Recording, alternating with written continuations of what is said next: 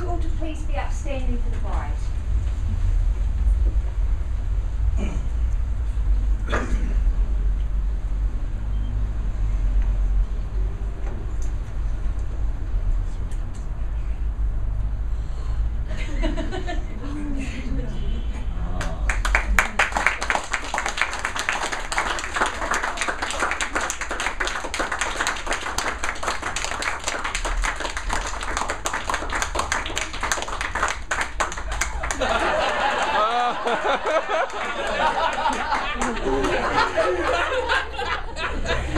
He's just lost his speed. He's just his speed off. Very handsome, the old cookie duster. Well, please be seated. Are you sure it's him? Yeah. Seriously, very sure. Making sure. Good afternoon, ladies and gentlemen, and a very warm welcome to you here today to the Old Marylebone Town Hall. My name is Tracy Zimmerman, the Deputy Superintendent Registrar, who's going to be conducting your ceremony today. And with me is my colleague Bessie McMillan, the Registrar of Civil Marriages. Now, before we get started, could I ask you both to confirm your full names for me? So could I start with you? David Andrew. Kerry Georgina. Okay, so on behalf of David and Kerry, I would like to welcome you all here today to share in this wedding ceremony with them. I know that it means a great deal to them that you can be here to share with them in their happiness and witness their marriage vows. However, if any person here present knows of any lawful impediments to this marriage, then he or she should declare it now. Could I ask you both to please stand? Just come forward for me.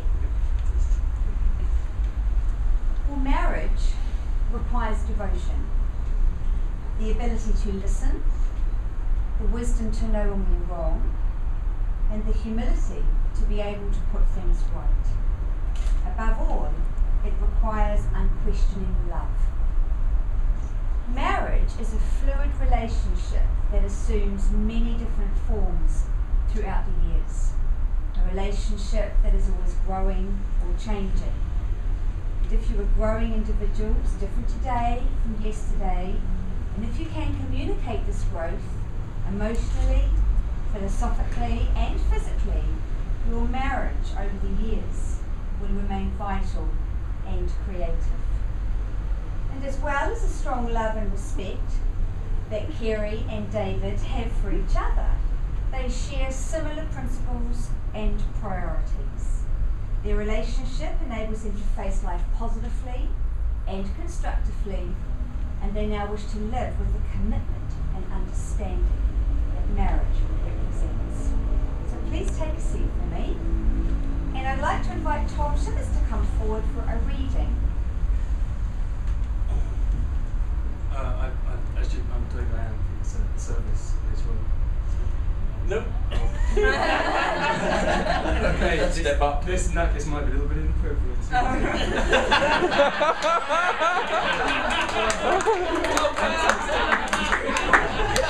can be as inappropriate as you like, as long as we don't have any religion attached to this reading. Okay, all right.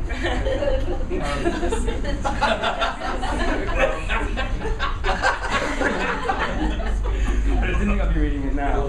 Break your age. We'll read it again later. Do it twice. I was going to say it was a great honour to be asked to read a poem, but I thought it would be a service, so it's even greater an honour to read it now. And when I was trying to write the poem, I couldn't think of any. The muse wasn't striking me, and so I decided to steal a technique, a literary technique from a French writer called Raymond Queneau, who wrote a book called Exercises in Style, in which he told one very, very simple but beautiful story 99 times in different styles. I haven't written 99 versions, it'll be very, very pleased to hear, but I have written 7 perspectives on the marriage of David Tunn and Kerry Hagan. Number 1, fairy tale. Once upon a time, a beautiful princess from the magical kingdom of Stoke fell in love with a simple shepherd boy who came from humble stock on the farthest reaches of the land. big city with its shining lights and cheering crowds held them in its warm embrace. One day the shepherd boy, with heart swooning, took his sweetheart's hand in his. "Will you marry me?" he asked, and she, a single silver tear descending the bone china of her face, replied, "I will." And they both lived happily ever after. 2. Automobile. She was a sporty little model with leather interior and alloy wheels. Often observed on the M6 near Junction 15. He was a racer with patchy service history, a few dents in the bonnet, aquaplaning on the A22. Was it fate or just sat nav that brought them together deep inside the congestion zone? With him behind the wheel, but her in the driving seat.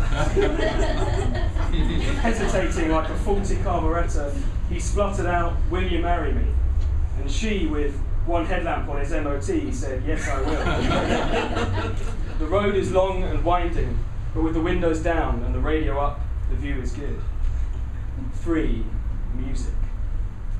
She's a woman. A long, cool woman. A natural woman, a sweet-talking woman, a foxy lady. He's the man in the mirror, the Iron Man, the Rocket Man, the Charming Man, the son of a preacher man,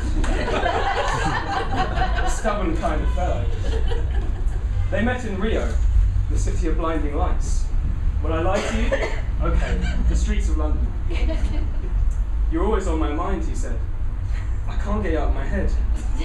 I got a feeling." What a feeling. More than a feeling. Like a prayer, just like heaven. And she was dazed and confused, amused and confused, all shook up. "What's going on? You're crazy. Crazy in love.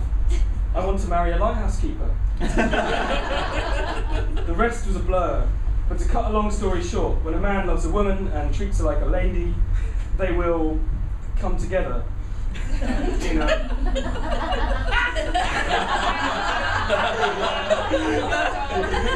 a human league.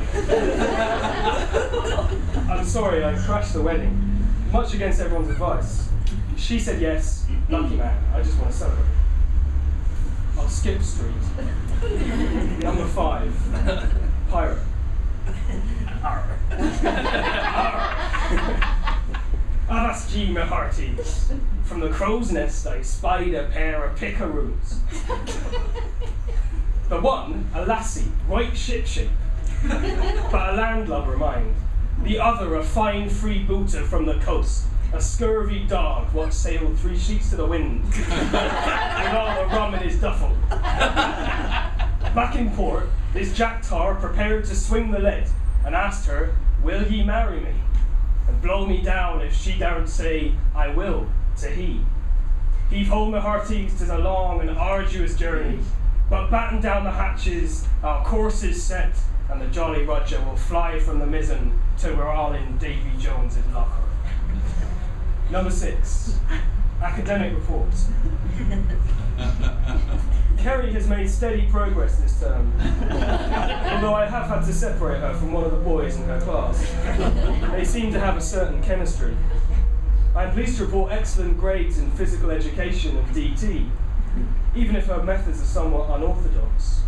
Outside the classroom, I enjoyed her performance last month as Juliet in the school play. She has a certain knack for Shakespeare. I only regret that Romeo hadn't learned his lines and seemed to be wearing his sister's tights. Overall, a good term's work.